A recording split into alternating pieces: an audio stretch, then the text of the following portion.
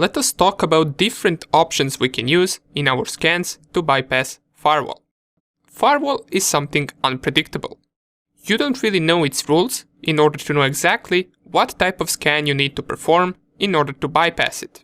Some of the firewalls could use MAC address filtering,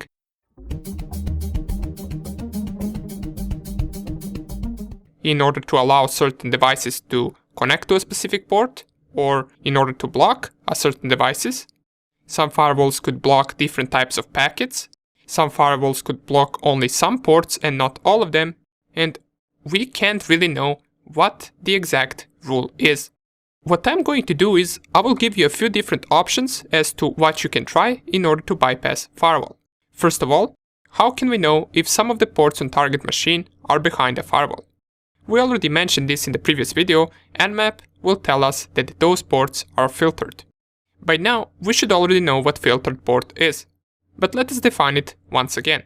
Filtered port is when Nmap can't figure out whether a certain port is open or closed, and that is due to it dropping packets possibly because that port is behind a firewall. Therefore, we don't get any responses back from that port, and Nmap flags it as filtered. Let me show you this on a Windows machine. Right here, I have Windows 7 virtual machine. And this virtual machine, if I go to the control panel, and then System and Security, and Windows Firewall, this machine has firewall turned on.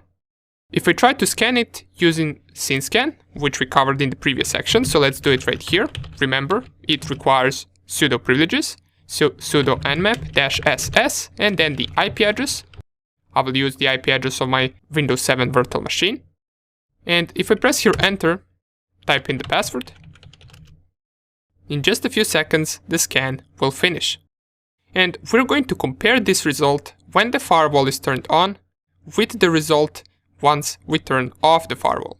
So let's wait for this to end. And here it is. It doesn't have any port open. Matter of fact, it will tell me all 1000 scanned ports on this PC are filtered. Now, this doesn't mean that all could be closed or all could be opened. This just means that they are behind the firewall, and any packets we send get dropped by that firewall. So our target could have a few ports open and other closed, but we don't really know that. Let me show you the response of the same scan once we have that target turn off their firewall. So let's go to Windows machine, and I will click on this turn Windows firewall on or off. And in both of these settings, I will select turn off Windows firewall. Click on OK. And now, once the firewall is turned off, let us perform the same scan that we did right here. So we'll just use upper arrow, run the same command, and here it is. We can see that some ports are indeed open. This firewall right here doesn't have any special rules since it is made to block all traffics, so techniques that I'm about to show you in these few videos will not work on regular machines that just turn on their firewall and that don't accept any type of connection. However, once firewall rules are applied, and they usually are applied in some servers or machines that need remote access or that need to communicate with other machines, then we can test these options and see whether those rules have any vulnerability that we can bypass. I will turn the firewall back on, right here. I will close this, and let's start with our first option. We're going to use an option -F. So if I clear the screen and type the command sudo nmap-f and then the IP address, this -F option causes the requested scan to use tiny fragmented IP packets. Now you might be wondering, why would we do that? Well, the idea behind this is to split TCP header over several packets to make it harder for packet filters or intrusion detection systems to detect what you're doing. If we specify the option once just by adding one -F, the Nmap will split the packets into 8 bytes or less. So if your packet had a 24 bytes TCP header, this would be split into 3 different packets of 8 bytes. Now, you can also specify the option twice with -F and then once again -F. And this will split the packets into 16 bytes per fragment. But be careful once running this option on an actual target, as some programs have trouble handling these tiny packets. If you want to increase fragment size even more, you can use the option --MTU, and after it the fragment size. Just remember that offset you specify must be a multiple of 8. This fragmentation won't always work. If I run this scan, this option will not work most of the time actually. It only works if a network that you're scanning can afford the hit that this will cause. Therefore, they just leave it disabled. Some networks also can't enable this because fragments may take different routes into their networks. Nonetheless, it is good to mention this option, as it might come in handy one day. Another option we can use, which is more focused on hiding your IP address than bypassing security, and that option is creating decoys using -D. So if I specify dash and then capital D, creating this decoy scan makes it appear to the target as it has been scanned not only by you, but also by the decoys that you specify. So their intrusion detection system might report multiple IP addresses that scan them, including yours. But they will not be able to determine which one is real. So you successfully hid your IP address from them. There are two ways that we can do this. And just to show you how this works, what I'm going to do is I will open a software called Wireshark on my Windows 10 machine. And with this software, we will be able to see which IP addresses are communicating with my Windows 10 machine. Now you don't need to have Wireshark for now, just pay attention to the scans that we perform and results that we get in Wireshark. Right here, I will select Ethernet, since that is what I'm currently using, and we should already see some packets coming in. But these packets right here have nothing to do with our scan. So if I go back to my Kali Linux, and I run the command sudo nmap-d, and to specify how many random IP addresses we want to use to scan the target, we can specify -d and then rnd, 2 dots, and then the number of IP addresses we want to use. So in this case, I will use 5 random IP addresses. If I press enter right here and go to my Wireshark, it doesn't seem to be flooding anything. Are we successfully scanning? Oh, that's right, we are scanning Windows 7 machine, my bad, so we need to be scanning our Windows 10 machine, so let me check the IP address of my Windows 10. ipconfig 192.168.1.7, and right here I will just change from 16 to 17. And let's go back to Wireshark once again. It doesn't seem to show for some reason. Let us try adding this command, and we will use the synscan to perform this.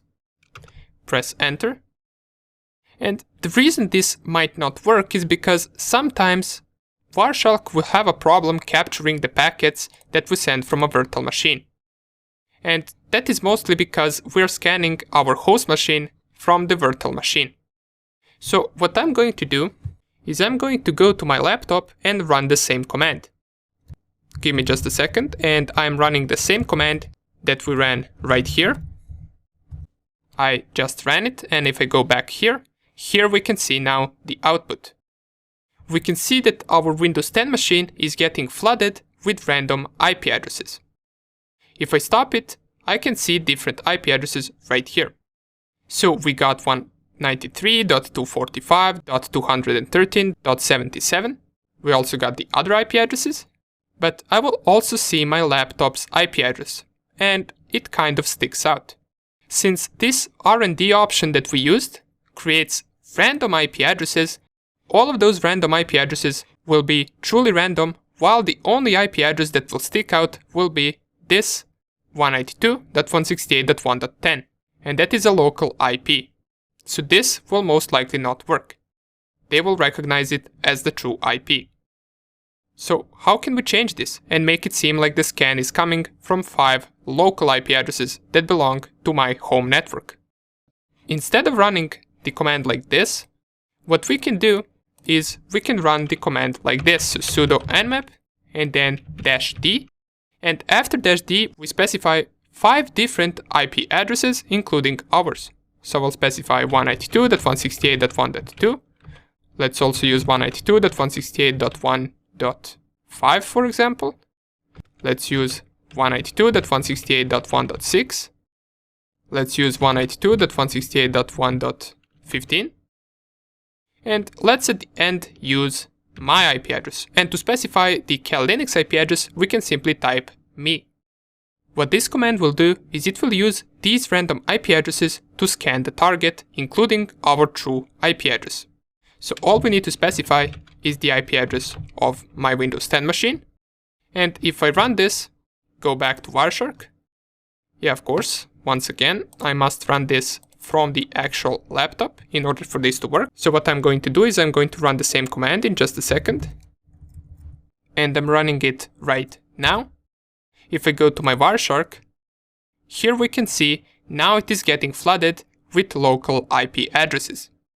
We can see 192.168.1.2, .1.5, .1.15, and .1.10. And they will never really realize that this one is the correct IP address, since they're getting flooded with a lot of them.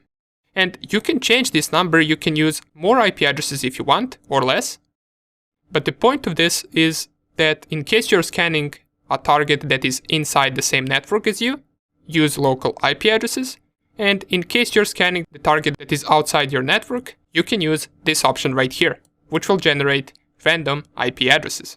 And the security will have a hard time figuring out which one is the correct one. Cool, right? Now, don't worry, since this didn't work on my Windows 10 machine. The only reason it didn't work is because my Kali Linux machine uses the same network interface as my Windows 10 host machine. If you were to scan any other target except your host machine, this would work in every case. So for now, we looked at these two options, and in the next video, I will just quickly mention a few more options used to evade security, and then we will proceed to vulnerability analysis, which is the last step before we start gaining access to our target.